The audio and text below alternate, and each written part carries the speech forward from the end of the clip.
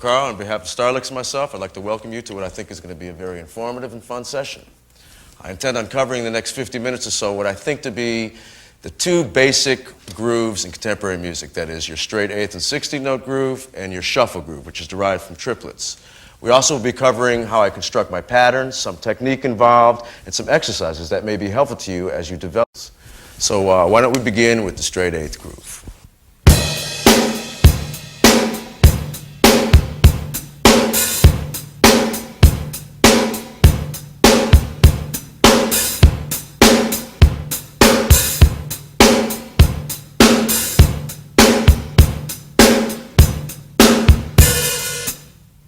Now, when I come up with a pattern for a new song that I've heard for the first time, I pay close attention to the bass part.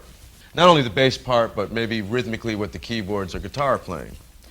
To give you an example of this, when I did the Steely Dan tune FM, it was kind of a groove basically that went like this. Boom, boom, boom, boom, boom, boom, boom, boom, boom, boom, boom. So when I first heard that, the first thing I did was to play 16ths on the hi-hat. And it was something like this.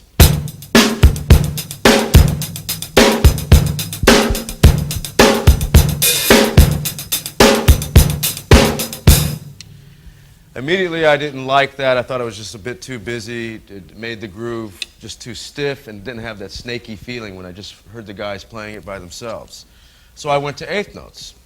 And it would be something like this.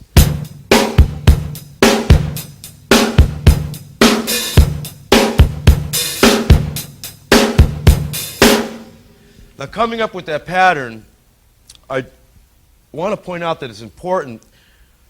When I played just the 8th notes on the hi-hat, it wasn't like I just played them the same dynamic, real stiff. I put kind of an interlope to it. Its own inner dynamic, up and down. And that helped with the groove. That's basically what I do when I'm listening to most patterns, is think of all avenues, whether it be 16ths, some 16ths and 8ths, or 8th notes, and then play with the inner balance, the inner dynamic of those within the bar. In keeping with the topic of the hi-hat and the dynamics within the beat, I like to practice little hi-hat exercises. That is, playing 8th notes, adding in 16th notes, and different variations of accents and dynamics. For instance, 1 and 2 and 3 and 4 and 1 and 2 and 3 and 4 and now accent quarter notes, half notes,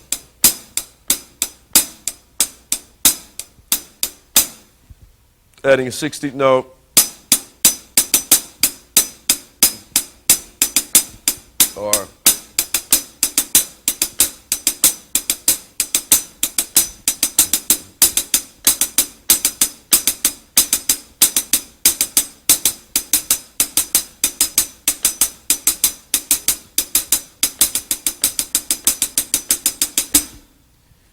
now, the reason I do these little exercises with the 8th notes and 16ths and all the variations, because it's helpful for me when I'm developing drum beats for songs.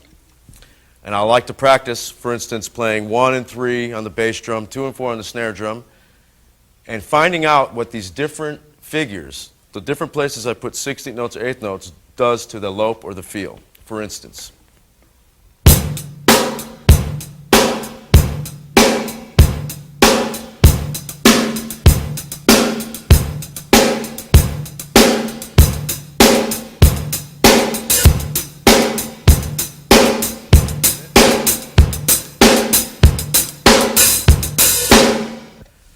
now's a good time, I think, to talk about stick technique, how I hold my sticks. I use match grip, and I hold it with the fulcrum between the first joint, my index finger, the top joint, and the meat of my thumb here. Here's my fulcrum with the sticks wrapped around. I think it's good that you investigate your technique and work on that. I do snap-ups to develop the wrist and the arm. And the reason I mention that, it's really good, I think this technique, these kind of chops are good to execute 16ths. Now, there's two ways to play 16ths, and it depends on the tempo, but there's the hand-to-hand method, the alternate groove, alternating stroke method of doing 16ths. 1 E and a 2 E and a 3 E and a 4 E and a. I like the single-handed method because it's a lot smoother feel it coming from one wrist and hand here.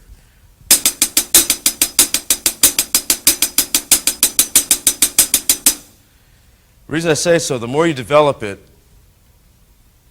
it helps with the execution of 16ths and up-tempo things. For instance, a Mike McDonald record I keep forgetting. I tried doing the alternating stroke method of doing 16ths, and it sounded just too stiff and staccato for me. To give you an example.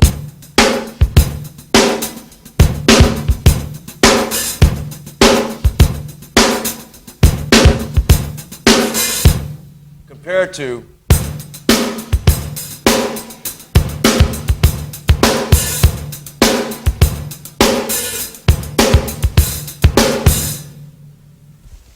let's continue with these 16th note patterns.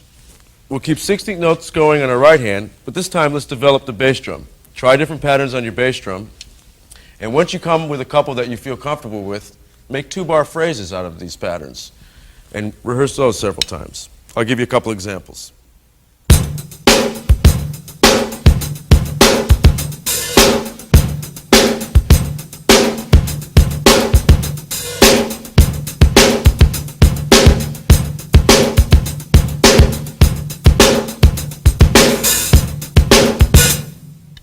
Now's a good time to get into bass drum technique. At least how I developed mine goes back to when I was a young kid, first learning to play drums. I couldn't reach my dad's pedal, so I play with my toes, basically, and the ball of my foot. And I guess you could say I dance on the pedals. And I like to slide up into my pedal when I'm doing some fast stuff. To give you an example.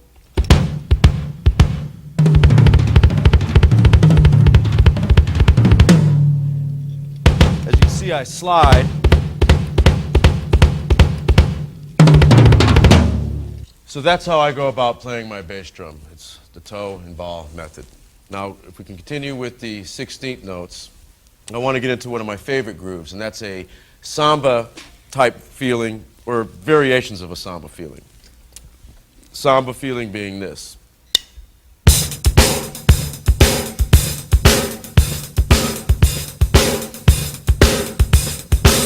Now what I'm playing is, it's 8th notes and 16ths on the hi-hat, and I'm opening the hi-hat on quarter notes,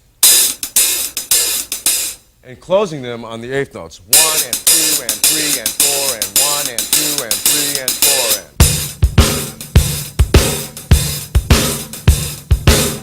and. Now the bass drum pattern I'm going to play with the hi-hat pattern is a dotted 8th note and a 16th.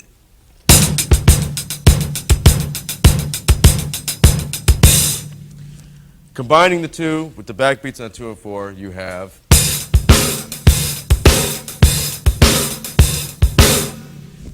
the reason I like this beat is because it's a very versatile beat, at least for me, to be used in the traditional 2 and 4 like I just demonstrated, and also in a halftime like this.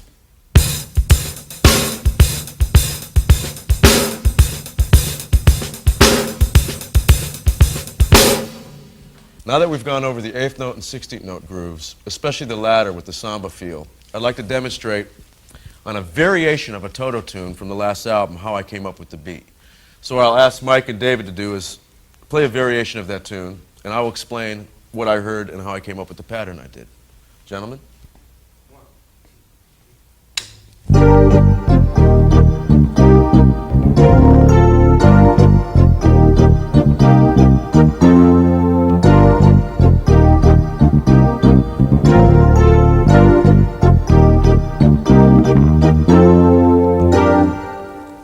So the obvious beat that you may think of coming up with that would be the traditional backbeat on 2 and 4, for example. 1, 2, 3.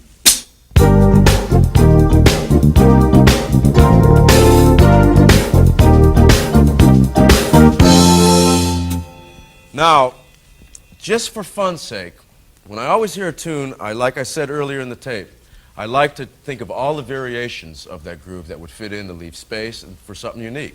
So when I first heard the groove, I was thinking of that King Solomon's Mine type thing, where I wanted the backbeat, the beats to be much more spread out, so the grooves to be much more halftime feeling. And it was more something like this. 1, 2, 1, 2. Guys, can we play a taste of that with me demonstrating just this simple thing? 1, 2, 3, 4.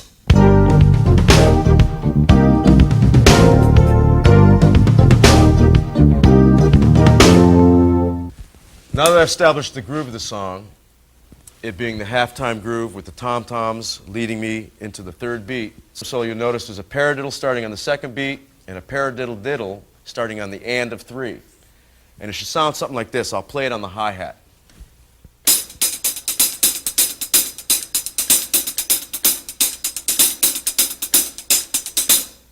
Now notice how I'm accenting on 1 and 3, the third beat being the snare drum, and there's a little ghost note. So you notice now when I just did that exercise, I really was laying the accents on 1 and 3. The third accent will land on the snare, and there'll be a ghost note, a 16-note ghost note, right after that third beat on the snare. Now what I'll do is, after you get comfortable with the exercise, bring it over to the drums and orchestrate that pattern on the toms, the rim, cymbals, whatever. And it should sound something like this. 1, 2, 3.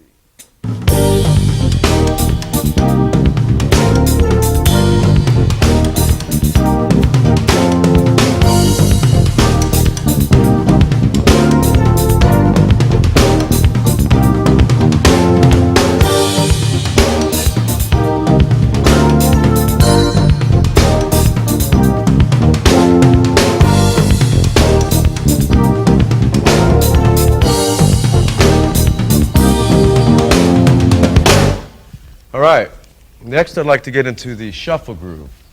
That is the groove derived from triplets. And what I'd like to start off with, we'll start with our 8th note triplet groove.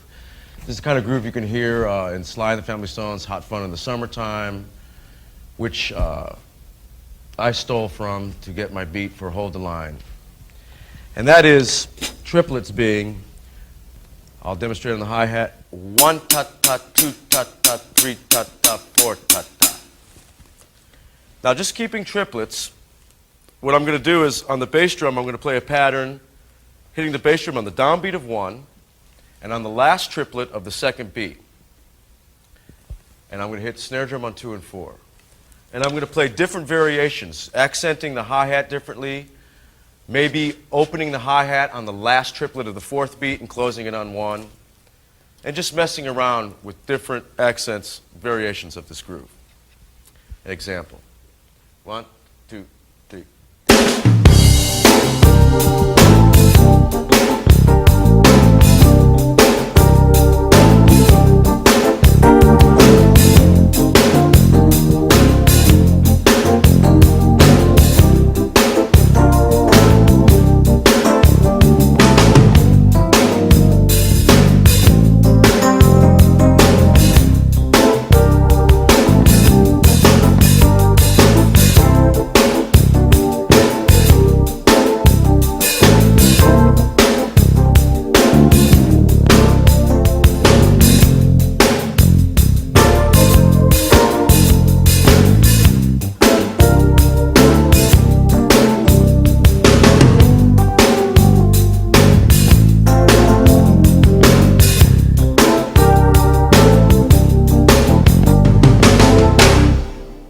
All right, next we're going to get into the shuffle groove.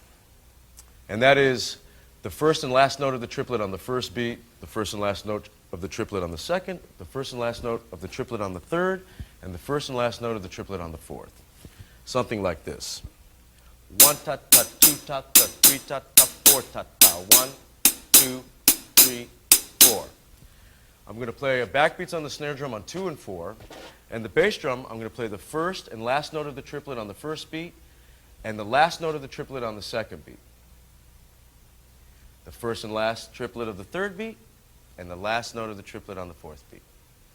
Something like this.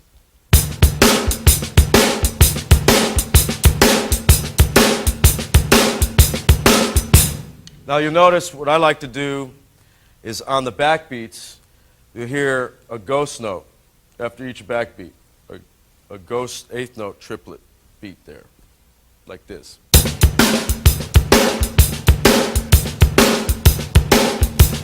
Now this is the kind of beat and the variations of this beat that I used on like Lido Shuffle and Black Friday and whatnot. So maybe we can play a taste of a little up-tempo shuffle groove for you here. 1, 2, 1, 2.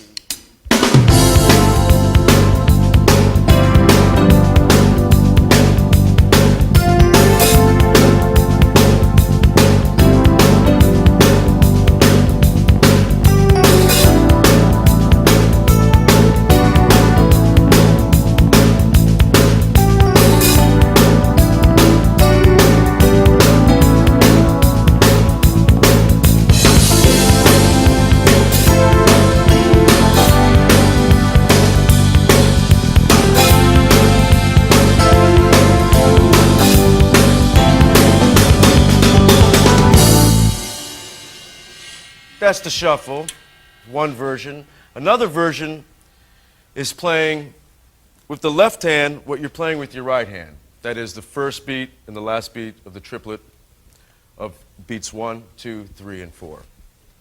And that would sound something like this.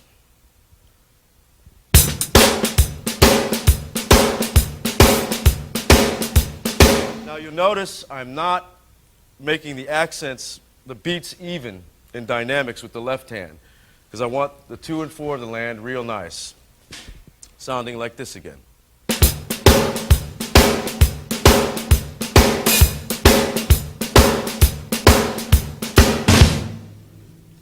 So that's the kind of groove you hear sometimes. What's the Marvin Gaye tune, Trouble Man? Real nice, bluesy, sexy type things. Something like this. Let's play a little bit.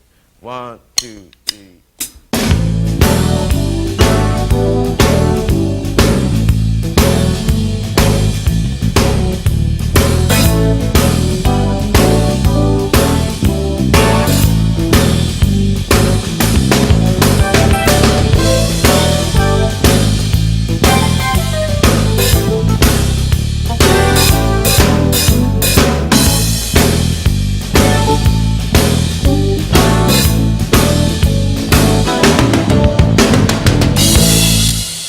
All right, next I'd like to get into the halftime shuffle groove.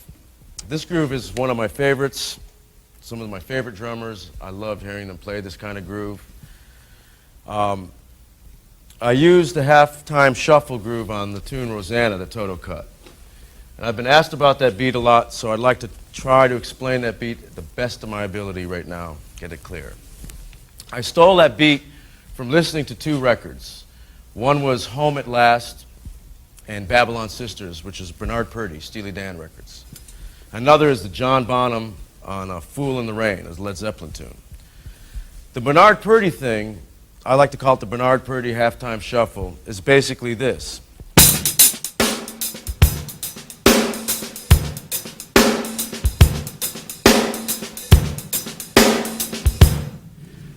The John Bonham beat that I copied from Fool in the Rain was something like this.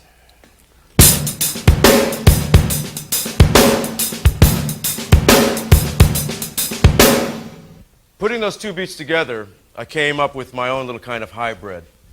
For Rosanna, I added the Bo Diddley figure. It's a shuffle Bo Diddley figure, basically. And putting them together, this is what it came up with.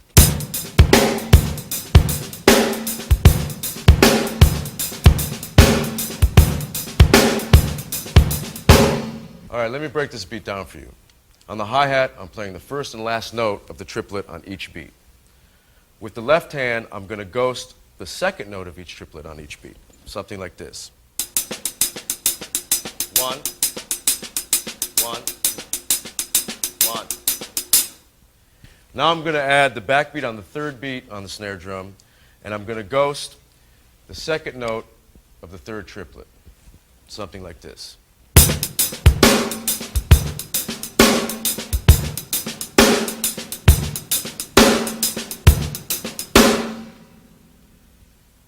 Now I'm going to add the Bo Diddley shuffle bass drum figure.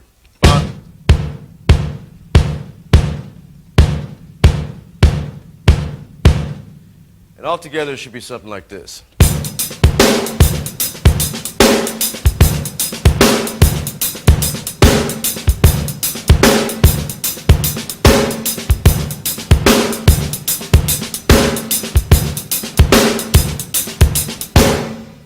That's the basic groove.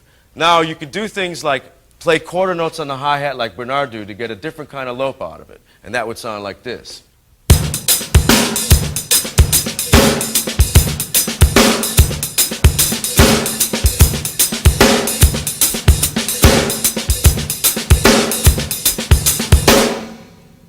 Okay, now I'm going to play a little bit of this groove with the band so that you can play along. 1, 2, 3.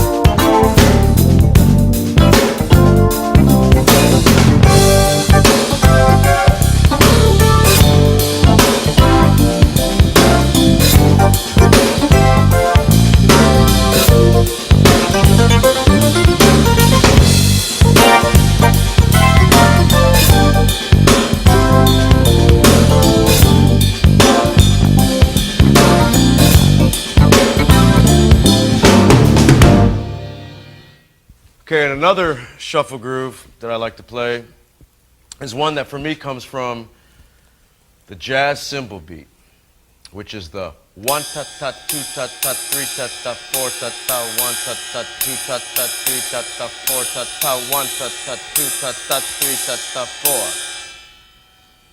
Now, I would recommend listening to some jazz albums and playing along just with your right hand.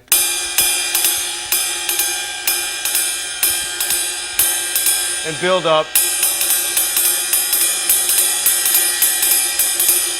Because you could take the jazz beat and apply it to some contemporary nice grooves thusly. And it would sound something like this.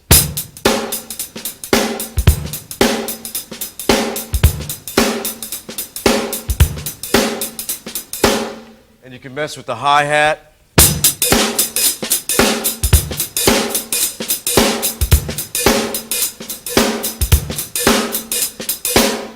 So I'm going to play a little bit of that with the rhythm section and check it out.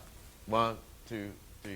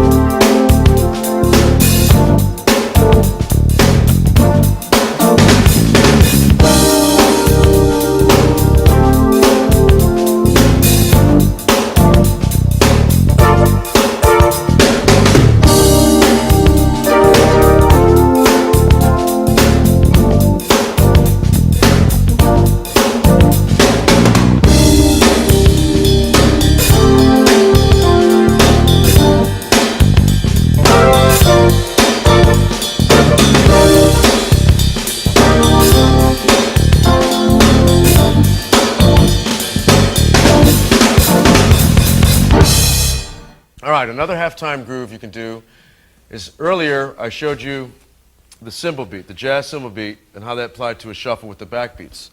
We'll do the same beat with the hi-hat, except now put the snare drum on the third beat. Something like this.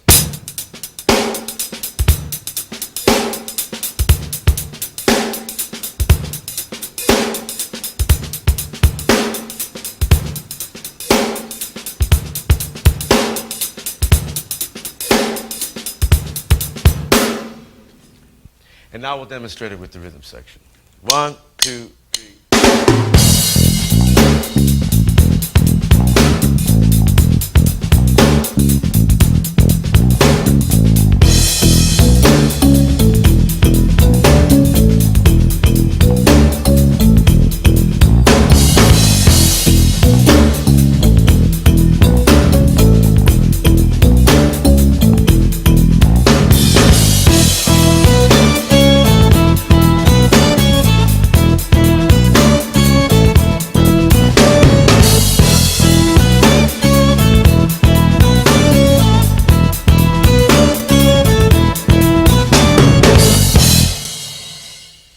right, in closing, I'd like to reemphasize what I said earlier, and that is you should work on your technique, your fundamental rudiments, and really listen to as many records as possible so you can hear all sorts of grooves, all sorts of different drummers and their interpretations of those grooves, and play as much as possible. I would also like to thank Richie Honori and Joe Porcaro for their technical assistance, Bill Schnee for engineering, and Mike Porcaro and David Garfield for being in the rhythm section.